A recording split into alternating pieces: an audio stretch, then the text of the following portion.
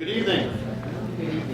My name is Kenneth Himes. I'm the chairman of the theology department here at Boston College. And it is my pleasant task to welcome you to the 19th annual Joseph Lecture. The chair was established by the McCarthy family to honor the memory of Joseph Gregory McCarthy. And I would like to note the presence of Joseph's father, Dr. Eugene McCarthy, as well as other members of the family and their friends here tonight. We are always honored by the presence of the McCarthys at these annual lectures. Our speaker tonight is the Reverend Jean-Marc Ela. Jean-Marc Ela was born in Ebolawa in Cameroon. He did graduate studies at the University of Strasbourg and the University of Paris, the Sorbonne. He holds 3 doctorates in theology, awarded in 1969, a second in social and cultural anthropology from the Sorbonne, and his 3rd doctorate in sociology was awarded by the faculty of Strasbourg in 1991. For many years, Jean-Marc worked with the Kurds, a farming and cattle breeding people in the northern part of Cameroon. It is from this pastoral work with a marginalized people that Father Ela developed the foundational ground for his theological reflection. In 1980, he authored Africa Cry. From Charity to Liberation in 1984 followed, and then My Faith as an African in 1985. Earlier, he had written Voici le temps des héritiers.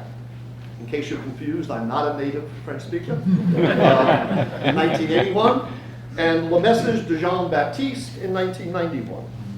His most recent theological work is Repenser la théologie africaine. It is a work that presents the biblical and theological foundations for his thought. A renowned sociologist as well as theologian, Jean-Marc Ela has written 15 books in sociology on the challenges and issues related to Africa. He publishes regularly in Le Monde Diplomatique, and for several years has participated in colloquies, seminars, and conferences on the social sciences and North-South relationships. Jean-Marc has been a guest professor at the Catholic University of Louvain in Belgium, the University of Hamburg in Germany, the Université of Laval in Canada, and the National Institute of Statistics and Applied Economics in Morocco. Presently, he is on the faculty of the University of Montreal during a period of political exile from Cameroon, where he has been under a death threat since 1995. A laureate of the Academy of Strasbourg, an honorary doctor of the University of Leuven, it is an honor and a privilege to have Jean-Marc Ela at Boston College as this year's Joseph Professor. Tonight, he will speak to us on the topic, Thinking About God and Living the Christian Faith in Our Global Village, Questions and Challenges from Africa. Following Jean-Marc's presentation, there will also be ample time for questions and answers, and he will be assisted in that by his research assistant, Father Jacquino Azantop, also a native of Cameroon. Would you please join me now in welcoming Father Jean-Marc? Bonne chance.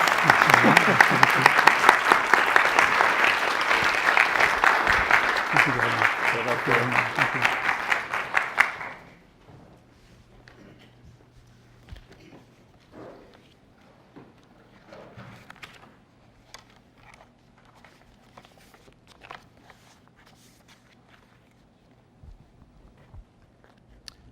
Thank you very much for your presentation. And first for the invitation to African theology in his university of Boston College. It is a beautiful university. I am very happy to be here. And I want to give the best of myself.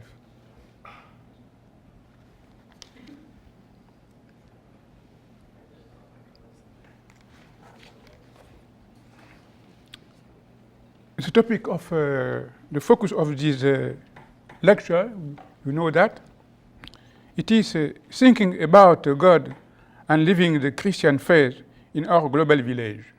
Questions and challenges from Africa.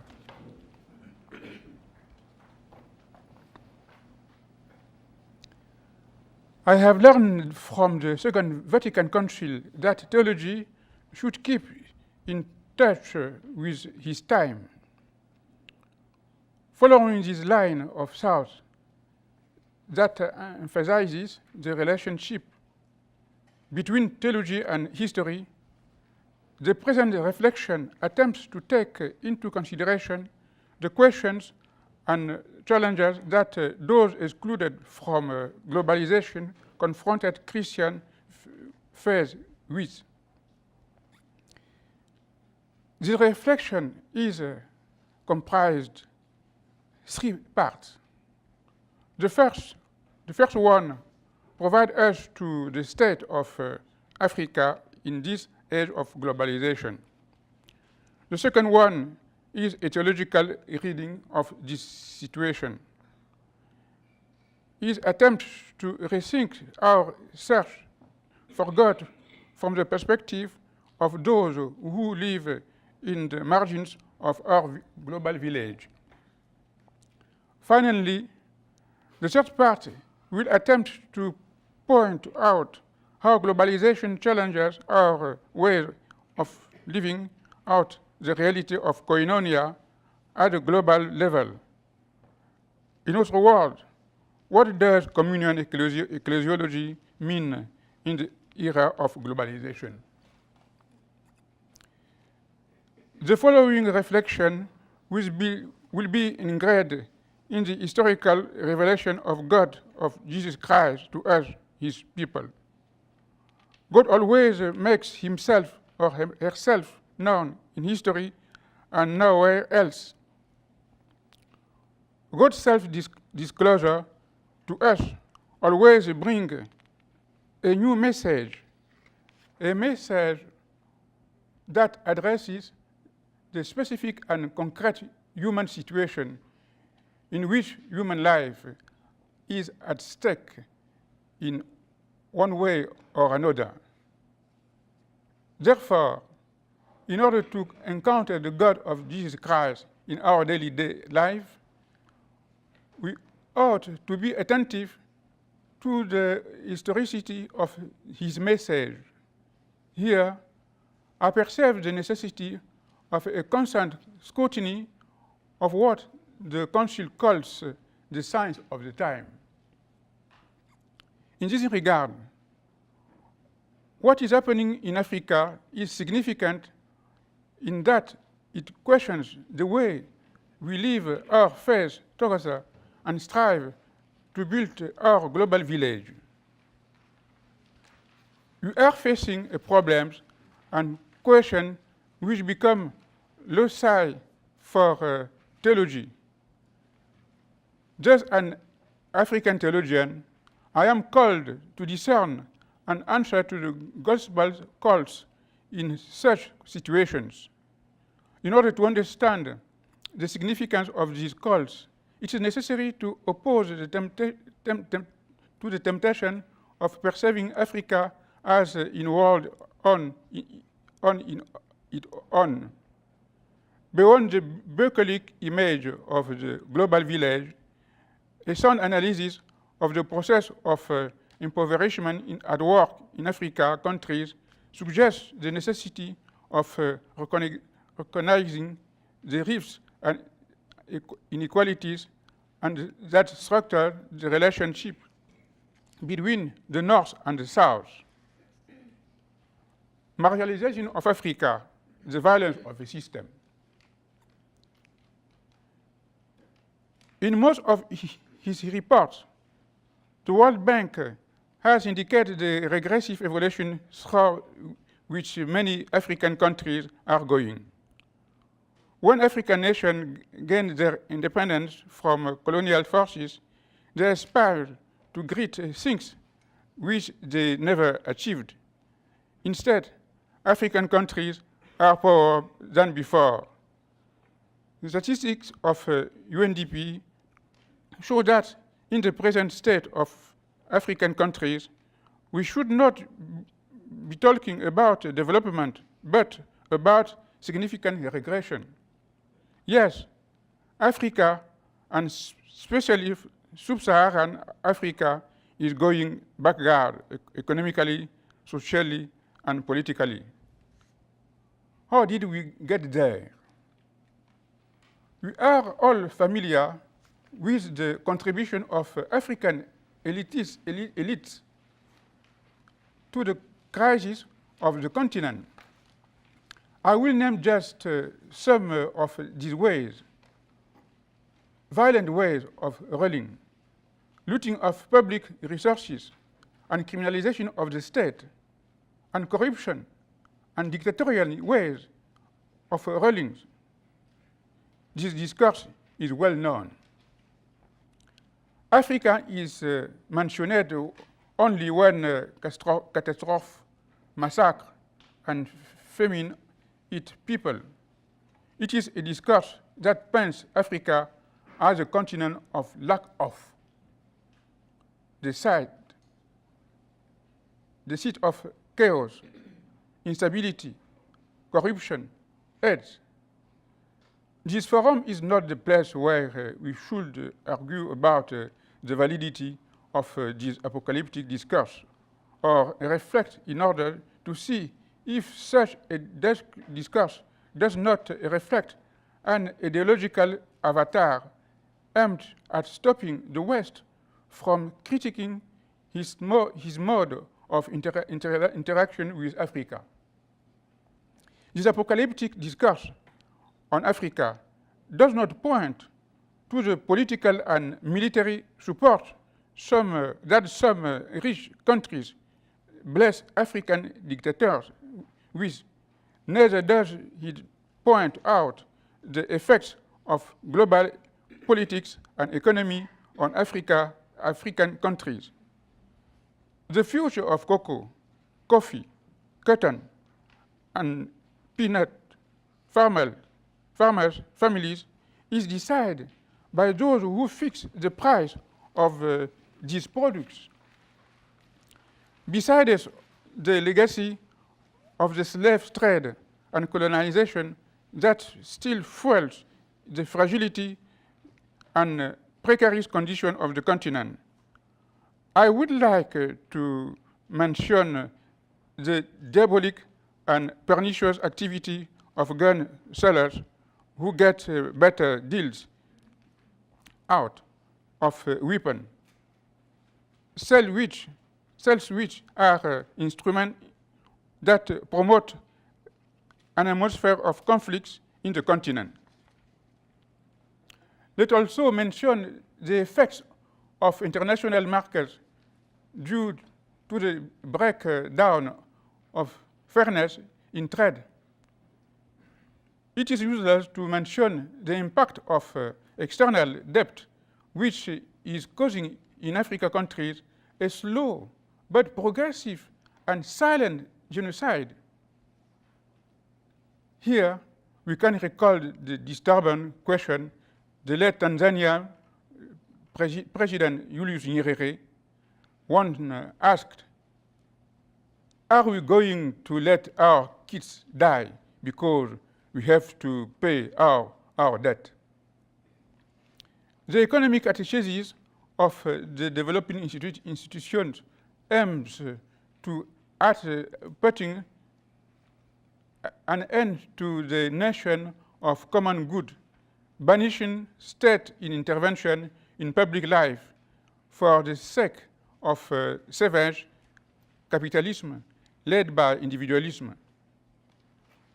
There is no doubt that Africa is under the torture of crazy money and his managers.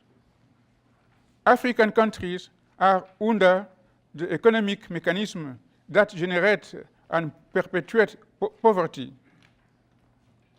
The world is entering into a new era of exclusion in which humanity is becoming a global jungle where the powerful decide the fate of the poor. another reading of African situation.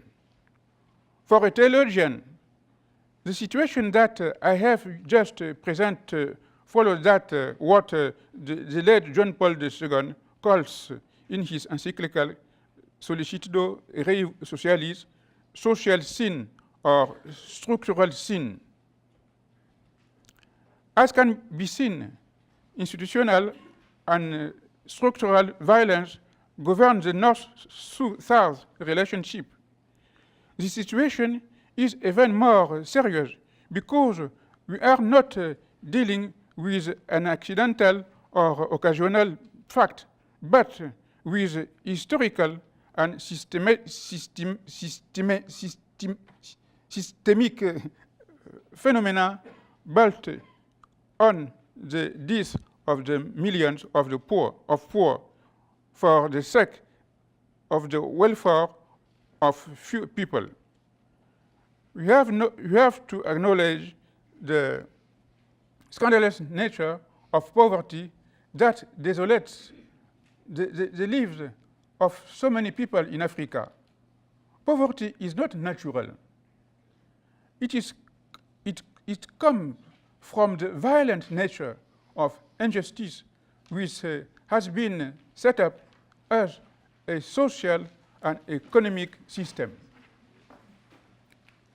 This system forces people to reify others, meaning to look at them as persons constituting a peripheral humanity that does not have a right to a decent future. The cruelty of this system appears when millions of Africans are excluded from the feast of life. We cannot omit the role of sin in this rejection of the brother or the sister. In light of the kingdom of life, which is at the center of Jesus' preaching and ministry, the rejection of the brother sister becomes a serious affair. As we can find in the Matthean Gospel, Jesus' preaching starts with the promise of the kingdom to the poor and ends with the entry into the kingdom of those who sided with the poor during their lifetime. In this regard, the ethics of discipleship refers to the care of others. At the center of the North-South report, there is a close relationship between the kingdom and the poor. Becoming aware of this link means to reach the depth of theological challenges raised by those excluded from globalization. In face of this situation, God cannot be neutral, as the prophetic tradition teaches us. God sides with the poor, the oppressed, and rejected. God identifies himself with the poor in such a way that all that interferes with the dignity of a person who lives in a context of deprivation hurts the being of God himself. He who oppressed the poor blasphemed his maker, but he who is kind to the needy glorifies him. Let us rediscover the book of Exodus in its attempts to stand against oppression. You shall not deny one of your needy fellow men is right in his lawsuit. Jesus Christ, who is the ultimate word of God, reveals all his compassion for the poor, all his mission is defined in function of one priority: bringing good news to the poor and announcing the liberation of the oppressed.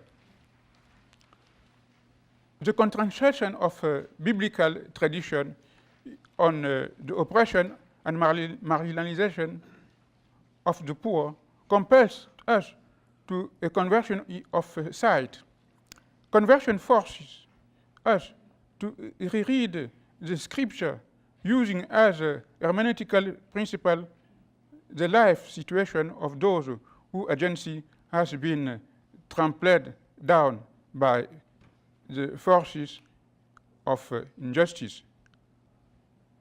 I strongly believe that in order to speak about God in our global context, it is necessary to go back to the tree of Golgotha, to consider the suffering of Jesus as a model of suffering. In Africa, the body of the Lord is made up of suffering of human beings crushed by injustices. The mystery of Golgotha is realized anew whenever human bodies and lives are wounded by the forces of evil. In his cry on the cross, Jesus reactualized what I have called in my book the African cry. There is a need to take seriously the problems of Africa, for they mediate some radical questions which are grounded in the revelation of a God who gives preeminence to the poor. What is going on in Africa today is nothing other than the reenactment of the killing of evil within a barbaric economic system that prospers on the ruin of society. It is here that God breaks from his strange silence and asks, "Where is your brother? What have you done? Listen, your brother's blood cries out to me from the ground." Faced with the escalation of the anti-brotherhood welfare civilization supported by a profit-seeking economic mentality, this question takes on the most serious importance. An appropriate answer compels us to lend ears to the deep yearning of Africa, where creation is groaning, waiting to be set free from in its bondage. Africa has become one of the places in this world of the living where creation is groaning and waiting for his deliverance. Communion ecclesiology in the context of North-South relationships. The ongoing political bipolarity of the world challenges to us to give a content and expression to our Christian faith. It is needless to say that the Church has always sided with the poor, the marginalized and excluded.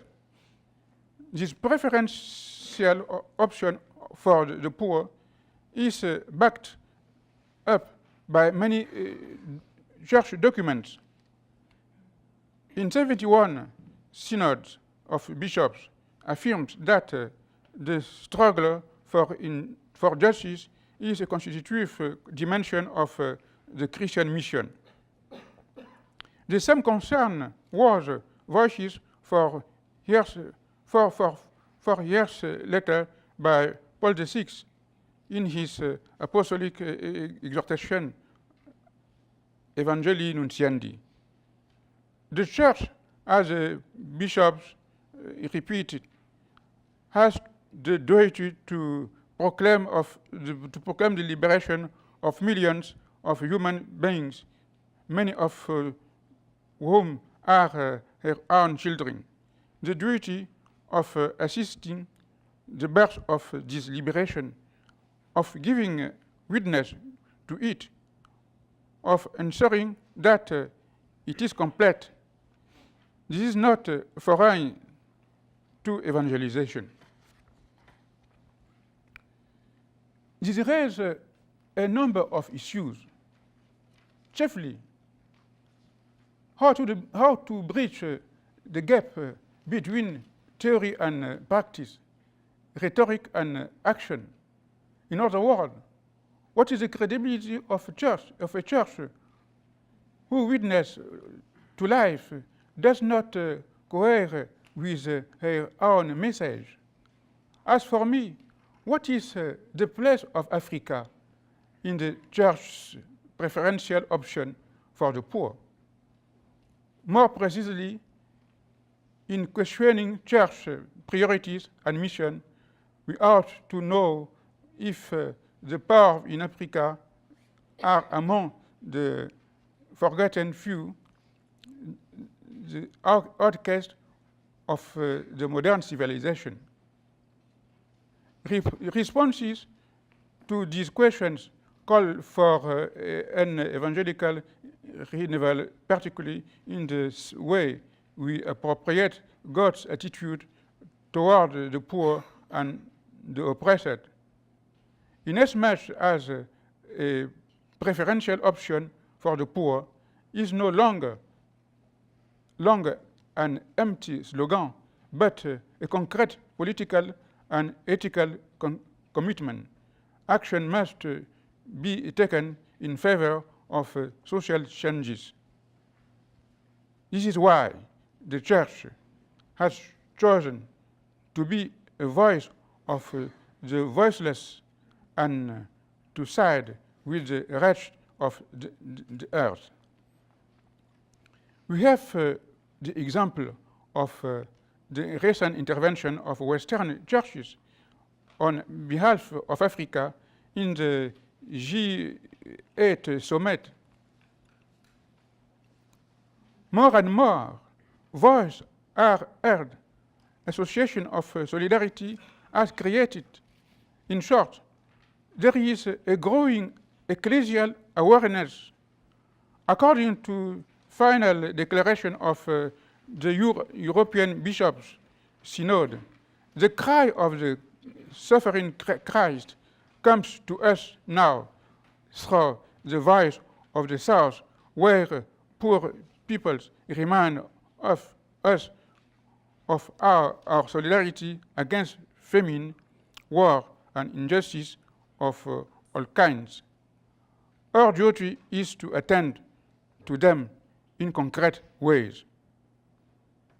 We have to acknowledge that today important actions are taken and networks are created in the North, where major decisions have an impact in Africa. No one can deny the impact of the Church campaign for debt cancellation. The question of African debt has given the opportunity to African, American, and European bishops to work in partnership in the line of episcopal collegiality. In Europe, for instance, the tremendous work has been done by Réseau Foi et Justice Europe. This association consists of religious and missionaries from 40 religious congregations aiming to influence European policies toward Africa. According to them, what is happening in Africa depends partly of decisions taken in Europe. They are then looking for ways to stop the increasing level of poverty of Africans who are often exploited. It is the basis of their action. Their priorities are twofold. First, they have to struggle for fairness in the trade between Europe and Africa, and thereby change the lifestyle of those who exploit Africa.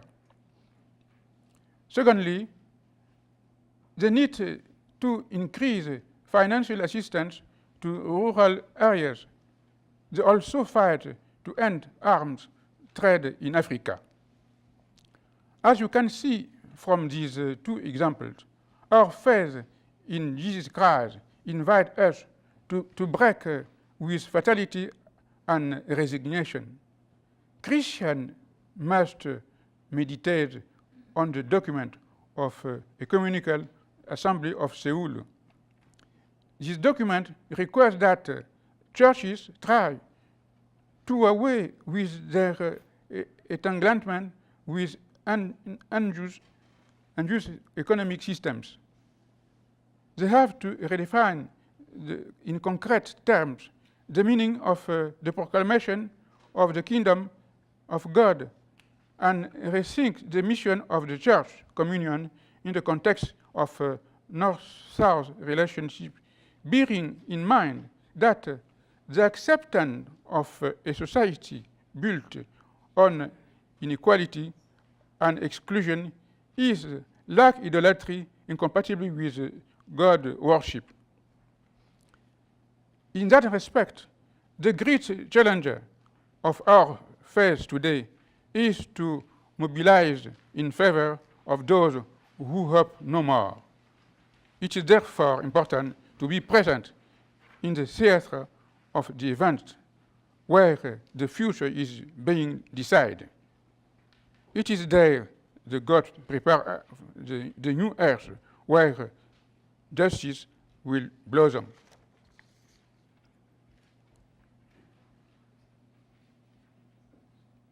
Insofar as the kingdom of God is realized in history, the task of the church is to change the world. Here, church is understood as the people of God. Thus, the lay people also have to play their role in the transformation of international order. When the people of hunger are calling on peoples of abundance, any act of solidarity in favor of justice becomes highly significant. Today, Africa look like the man fallen into the hands of the robbers who stripped him, beat him, and went away, leaving him half dead. And the church from the rich countries will be confronted with the judgment of nations. In his visit to Edmonton in Canada in 1884, John Paul II, commenting on Matthew 25, invited these churches not to be self-centered, but to develop a strong sense of solidarity with those suffering in the South, where the Christ speaks of the least of our brothers. He speaks of each and every one of us. The universal dimension of evil and injustice is embedded in the widening gap between the poor of the southern hemisphere and the rich of the northern hemisphere. My conclusion will be brief. What we call today the global village is a powerful sign of the times. Africa is a living place of revelation where God challenges to the church and the world.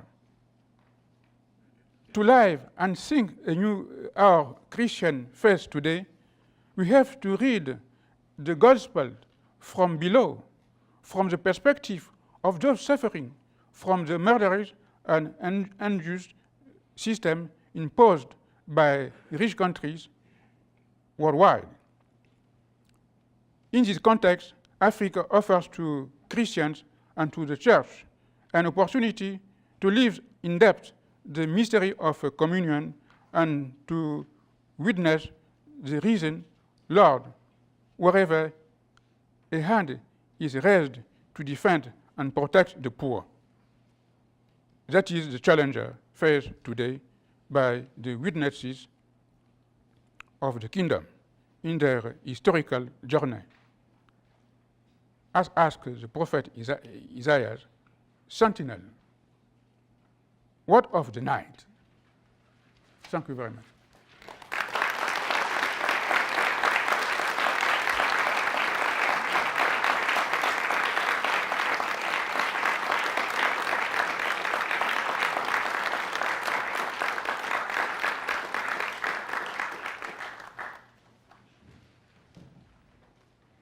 Professor Ela will be happy to take questions or comments. Jean-Marc Ela on top will assist him. There may be some back and forth in French before they respond in English, but please feel free to direct your questions to Professor Ela.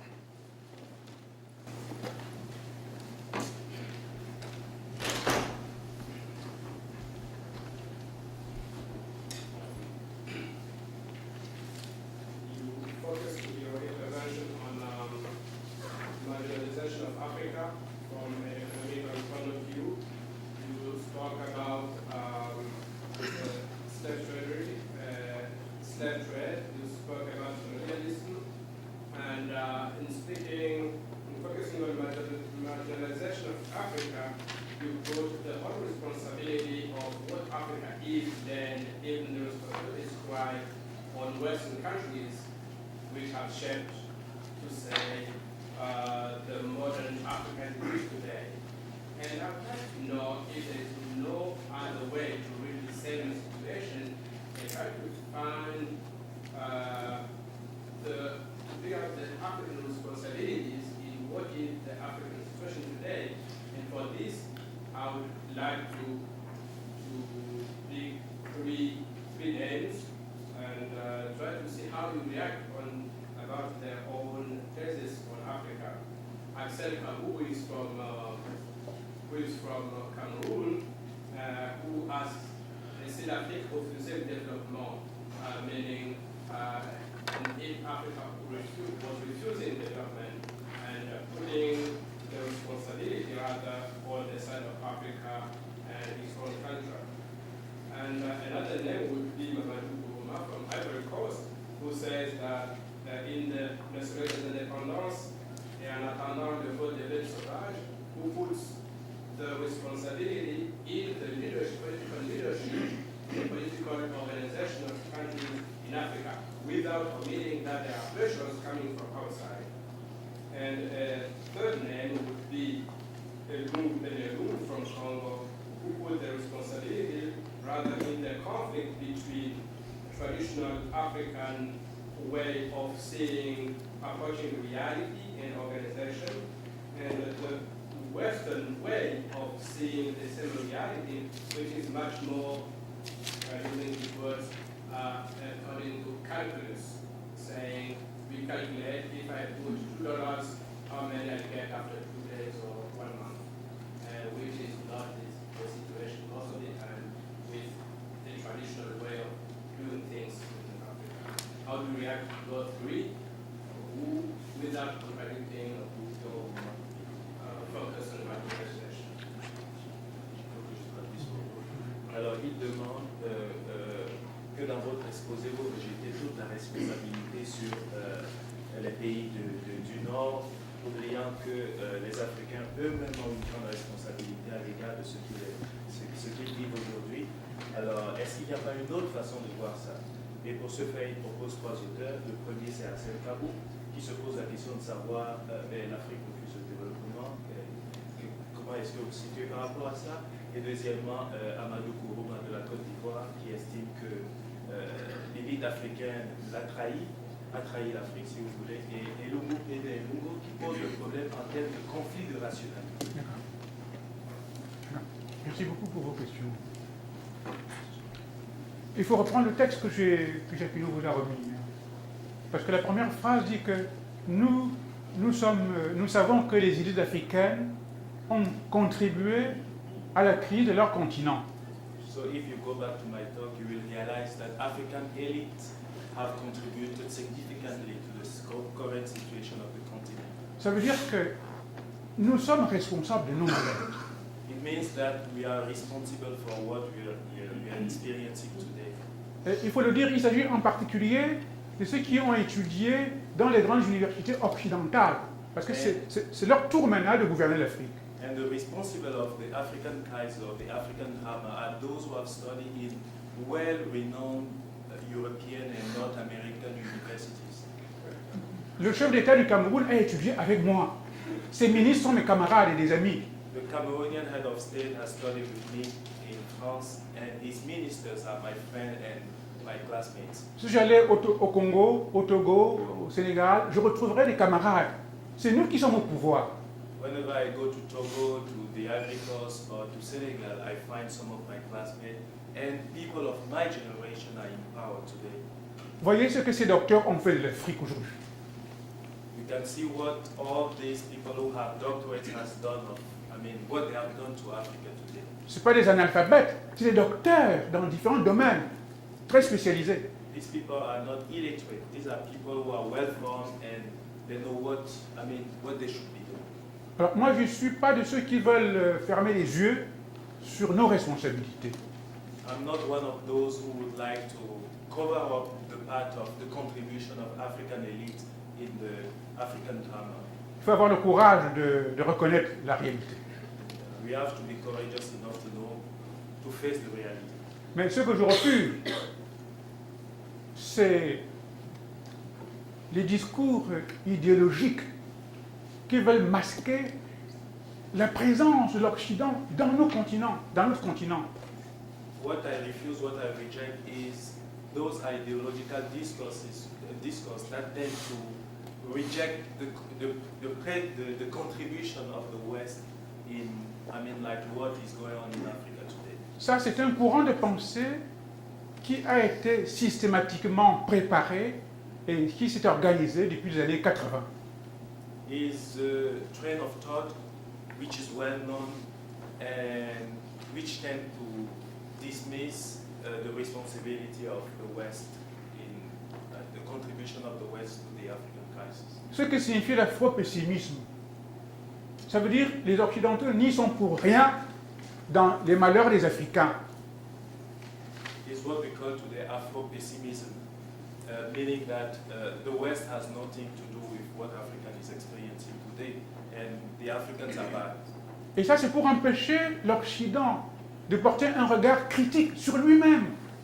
It's a way to cover up and to, a way that does not allow the West to question its own mode of interaction with the poor countries of Africa.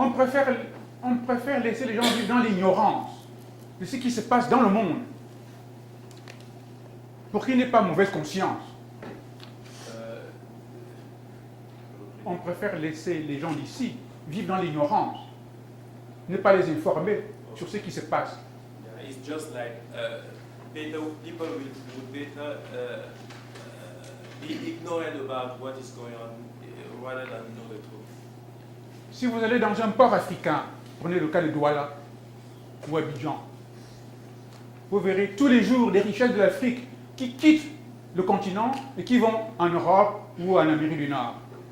If you go to an African port, for instance in Douala, in Cameroon, or in Abidjan, in the Ivory Coast, you will realize that African properties, riches, are often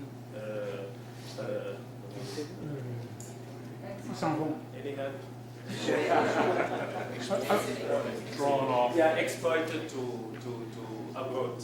Ce que je n'accepte pas dans la littérature qui est produite par des gens comme Axel Kabou, ce que je n'accepte pas, c'est de dire que si on est dans la situation où nous sommes, c'est à cause de nos mentalités, nos traditions, nos coutumes. What I reject in what Axel Kabou says is that she tends to think that the actual situation of Africa is due to African culture. C'est le discours qui plaît aujourd'hui aux gens du Nord. And it is the type of discourse that some people like. Et c'est un discours qui est financé.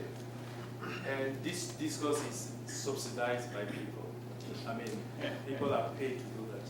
Le livre d'Axel Kabou a traîné pendant longtemps aux éditions L'Harmattan à Paris, parce qu'il avait été financé par le Canada. The book of Axel Kabou, the famous book that we have quoted,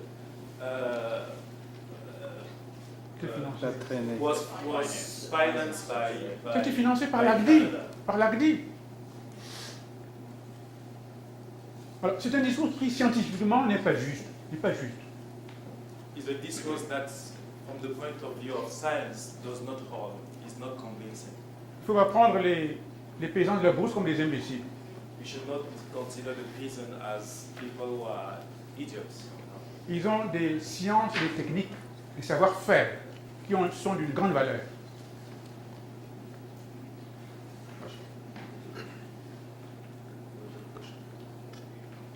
I want to follow up on this question, but with a more theological spin.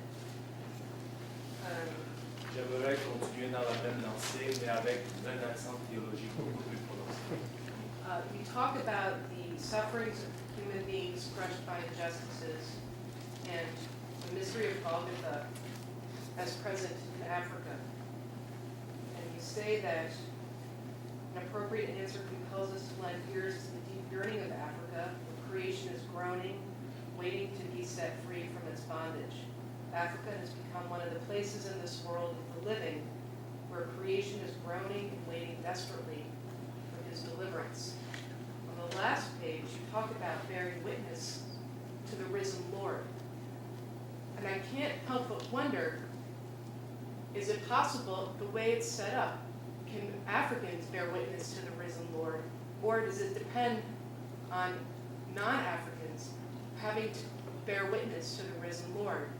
And is this some sort of reification of some kind of colonialization to place bearing witness to the risen Lord seemingly outside of African peoples?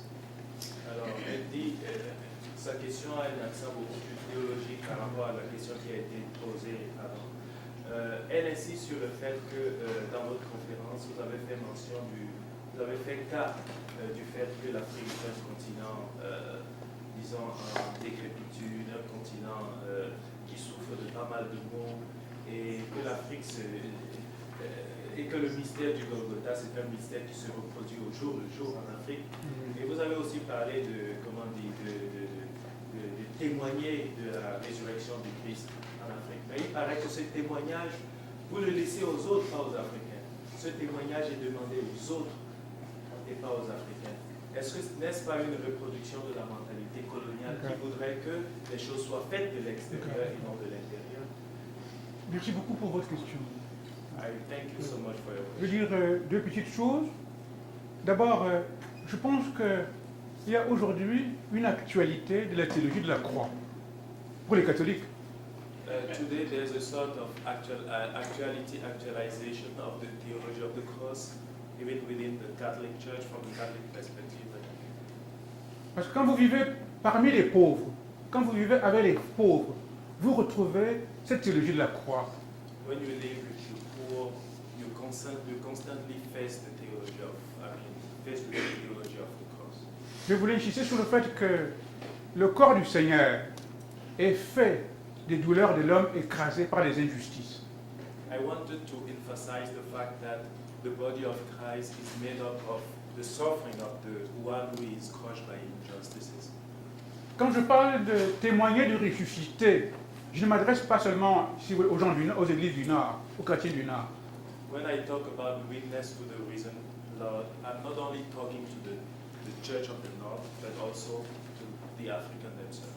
J'ai voulu rendre sensible aux chrétiens du Nord l'actualité de cette théologie de la croix en montrant qu'ils sont capables de faire des choses qui les arrachent à cette espèce de résignation et de fatalité où ils retrouveraient la capacité de mobilisation pour des changements qui sont nécessaires. I just wanted to raise awareness on the fact that there's a necessity on the part of the church in the West to contribute to the welfare of the church of the South. Il s'agit d'esquisser ici une théologie de la résurrection, je dirais presque au ras du sol. What I wanted to do is to develop a theology of resurrection from below, from the perspective of the poor. Je crois que Jésus ressuscite lorsque on met quelqu'un debout.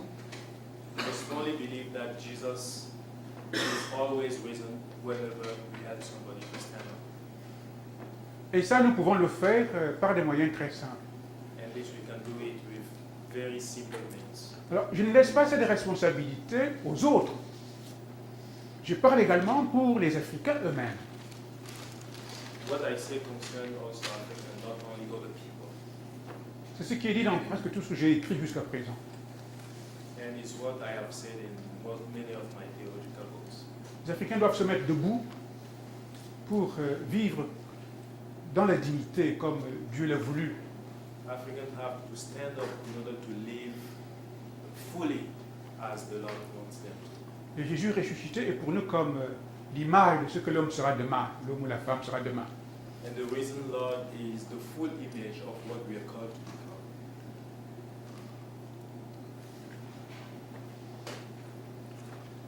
Izzy, when John Paul II talks about solidarity in Solicitude Rei Socialis, he talks about solidarity as involving moral conversion, because many of the reasons for structural change or transformation between the West and countries such as Africa will not necessarily come out of self-interest on the part of the West, or out of some sort of national strategy or something that will force the West to change necessarily. But John Paul maintains it's got to come from a moral conversion where the West begins to see Africa as a place of brothers and sisters. So you need the moral conversion in order to bring about the transformation at the social and political levels. What does Jean-Marc see in the West, now that he's lived in the West for a number of years and familiar with it, what does Jean-Marc see in the West as resources for Westerners to undergo that kind of moral conversion? Alors, il pose la question de savoir, quand Jean-Paul II, dans Solicitudo Rei Socialis, parle des structures de péché, il invite les pays du Nord, pas seulement à une solidarité tout azimut, mais à une solidarité, à une conversion morale. Et c'est au prix de cette conversion morale que pourra émerger une solidarité beaucoup plus sérieuse et soucieuse du progrès du frère, de telle sorte que le Nord puisse voir le Sud, ou bien en parenthèse l'Afrique, comme un lieu où vivent des frères et des sœurs. Alors, ayant vécu dans cette partie du monde, selon vous, quels sont les éléments qui peuvent être comme des lieux où peuvent se manifester cette conversion morale, où qu'advienne cette solidarité sérieuse et profonde, soucieuse de la du bien-être du frère et de la sœur. C'est une question fondamentale. It's an important and fundamental question. J'ai eu l'occasion de relire l'encyclique du pape. Et ce qui m'a frappé, c'est que, d'abord, quand il parle de solidarité, il envisage d'abord le fait de la redistribution des choses en tenant compte du bien commun. When John Paul II in Solicitudo Rei Socialis talk about solidarity, he connect it with the redistribution of goods, taking into account the notion of the common good. En tenant compte du fait que les biens de la création sont destinés à tous. He takes into consideration that the goods of the earth have a universal destination. J'avoue que les analyses du pape me paraissent insuffisantes. I strongly believe that the analysis of Jean-Paul II and Solicitudo Rei Socialist are not complete, as insufficient. Pour créer un véritable courant de solidarité entre le Nord et le Sud, entre les riches et les pauvres. This reflection is not enough, is not strong enough, bold enough to create a movement of solidarity between the South and the North.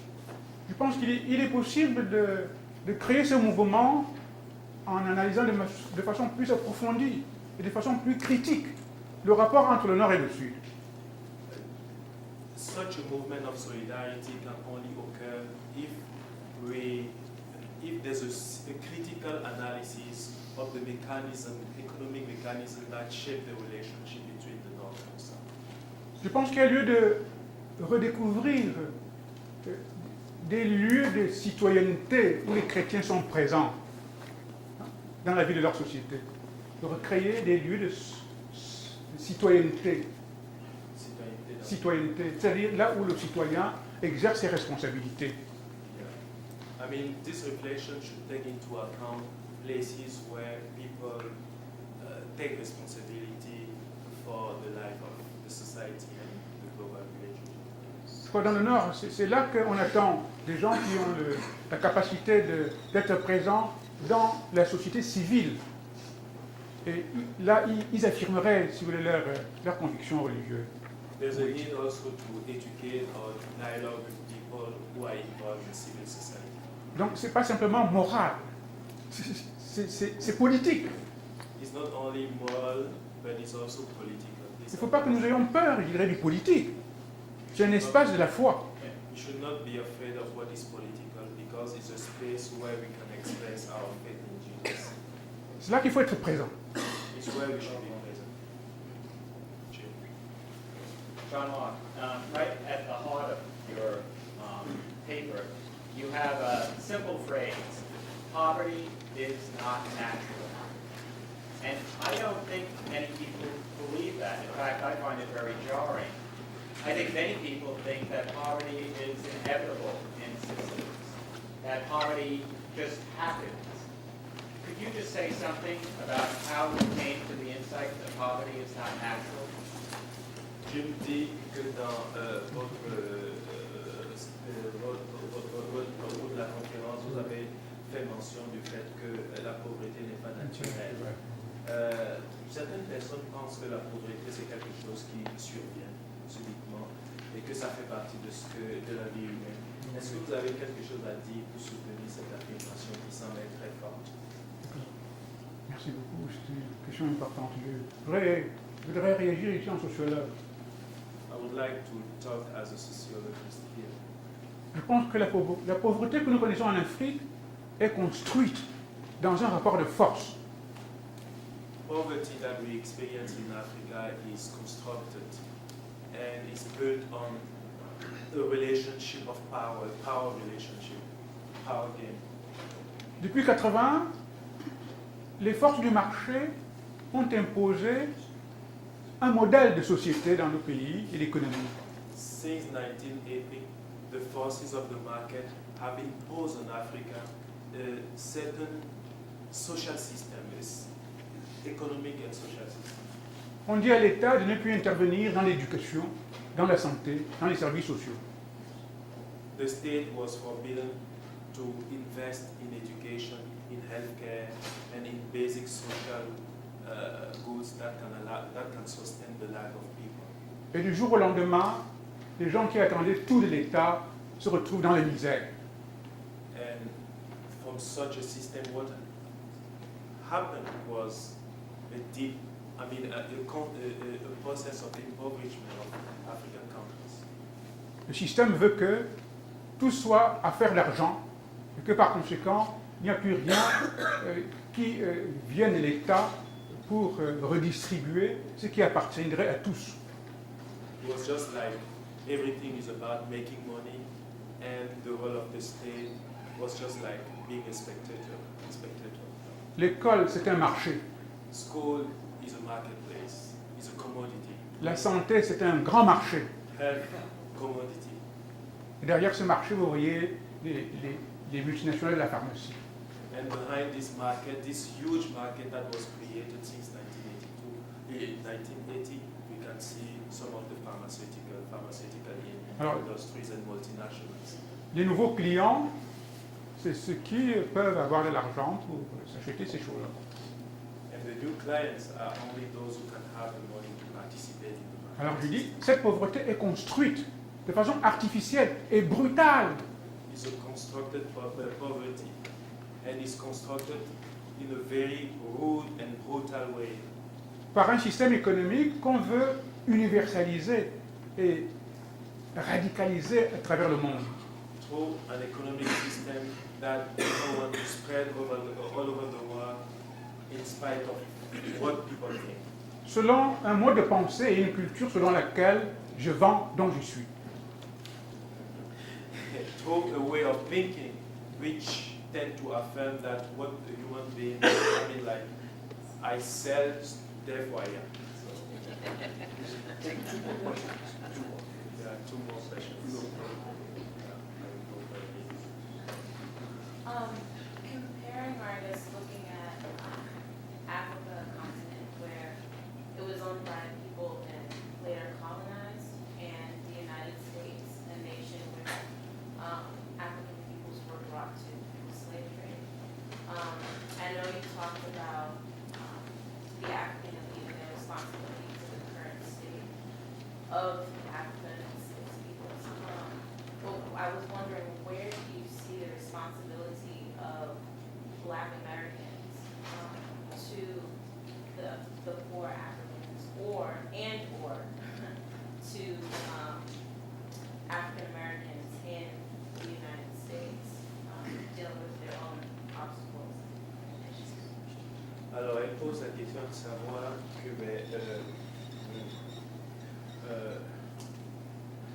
l'Afrique est un continent qui a été colonisé. La colonisation de l'Afrique est récente. Et de l'Afrique, il y a des Africains qui ont été transportés du côté de l'Ouest et qui y vivent jusqu'aujourd'hui. Du Nord, pardon, et qui y vivent jusqu'aujourd'hui. Comment est-ce que vous percevez la responsabilité des Africains américains ou des Afro-américains par rapport à l'Afrique? Ont-ils une responsabilité à l'égard de l'Afrique? Et puis aussi, comment est-ce que vous comprenez la responsabilité propre des Afro-américains par rapport à eux-mêmes, par rapport à leur situation propre, quoi?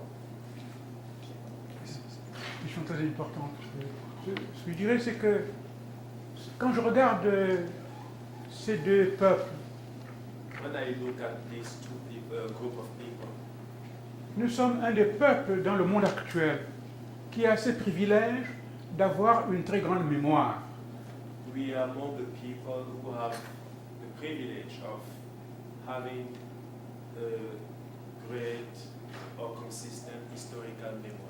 Nous avons une mémoire historique qui est chargée de valeurs. We have an historical memory which is that is charged of values. On peut penser à une mémoire qui est faite de souffrances historiques It's a depuis l'esclavage. memory which is made up of sufferings and struggles. Mais il y a aussi une mémoire des luttes et des résistances de ces gens-là par rapport à leur situation. It is also a memory of fighting and fight and resistance. Alors ce que moi je souhaite beaucoup, c'est qu'on puisse partager ces expériences de la mémoire que nous avons soit en Afrique, soit dans le monde nord-américain.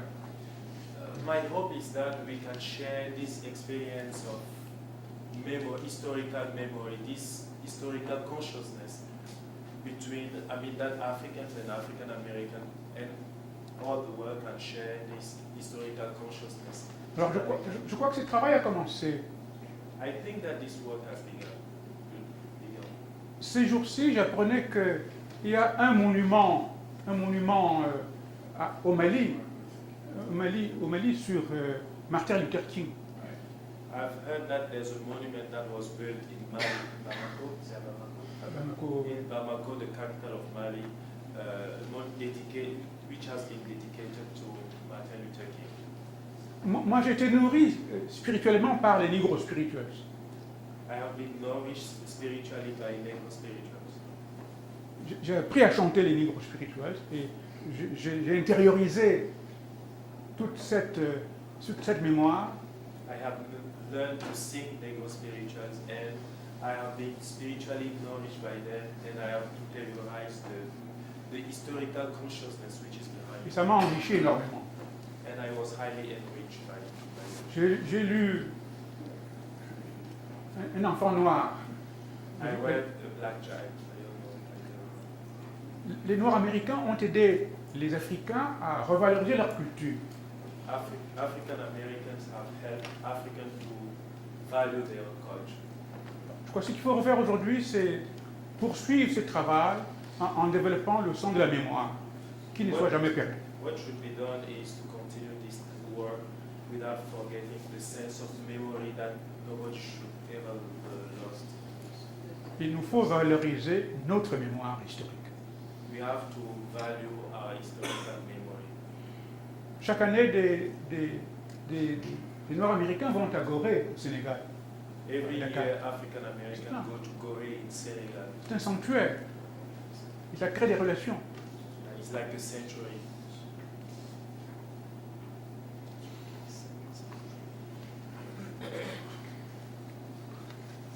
Choisissez dans le pays.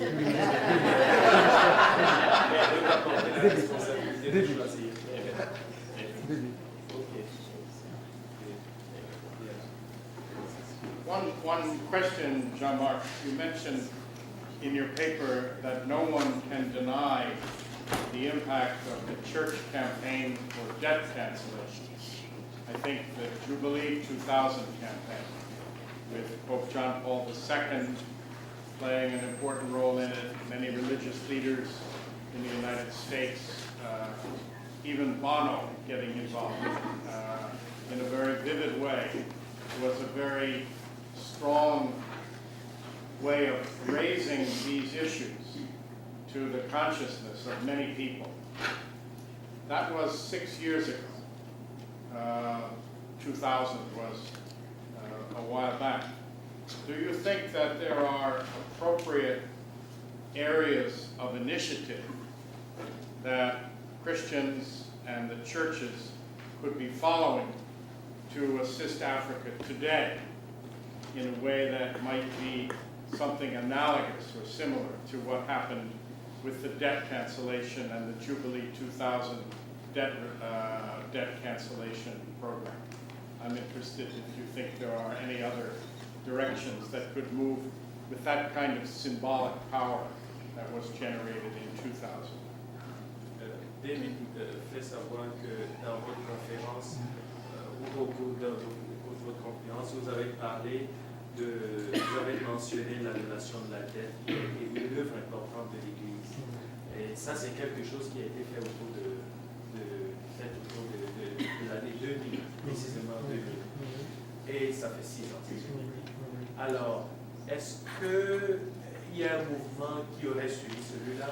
Et puis, quels sont les lieux précis où l'on peut identifier des actions concrètes qui peuvent être menées pour aider l'Afrique, histoire de la sortie de la crise et du grand dans lequel il se trouve? Merci beaucoup. Merci beaucoup. Thank you. Je crois que vous bénéficiez ici, en Occident, aux États-Unis en particulier, d'une grande capacité de manœuvre compte tenu du contexte politique dans lequel vous vivez. I think that here in the US you have a lot of potentiality that can allow you to carry out action which can be helpful to other people. Quand il s'agit de définir des politiques étrangères, When it comes to design international policy, je pense que les églises ont une possibilité de dire ce qu'elles pensent. I think that the churches have the capability to influence those decisions to some extent. Et d'interpeller les décideurs. And to call upon the conscience of those who set policies, decision makers. Moi, je pense que les chrétiens n'utilisent pas assez ce créneau-là pour agir. I have the impression that sometimes in the church we don't use the power that we have to act and or react against some of the policies that can impact the life of people.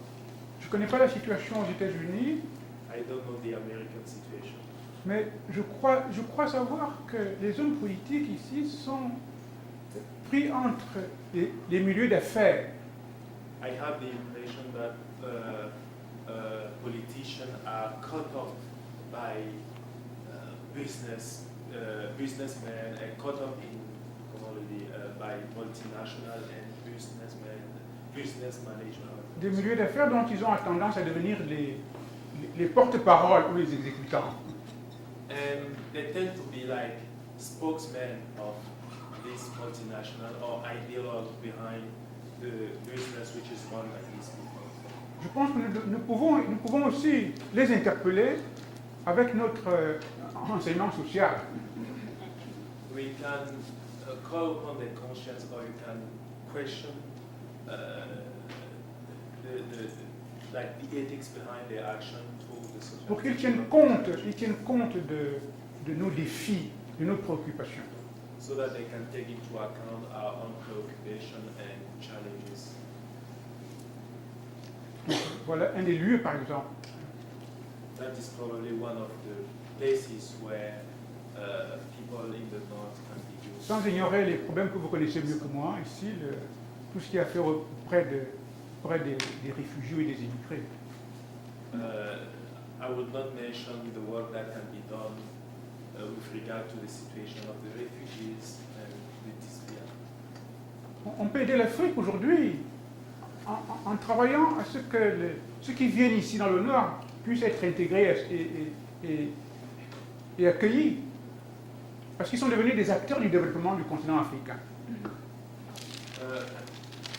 Africa can be helped also through those who come here to live or come here to work or whatever, because most of them have become important economic actors in Africa. Il y a des femmes et des jeunes ici, dans les pays du Nord, qui soutiennent des actions de développement dans leur village. We have many women, for instance, here in the US, who sustain and support local organizations in their villages. Alors si on leur ferme les portes, ils vont aller où? If we close the door, when are they going to go? Alors je pense que la question de l'autre, qui vient d'ailleurs en particulier, est devenue un des lieux d'action où peut-être les églises peuvent jouer un rôle important. The question of the other, the problem of the other, was become an important question in our global village, is something that we took a serious consideration. Alors si les pays riches se ferment sur eux-mêmes, alors ça va être pour beaucoup de gens une catastrophe. If rich countries close their door, it will probably be a big catastrophe for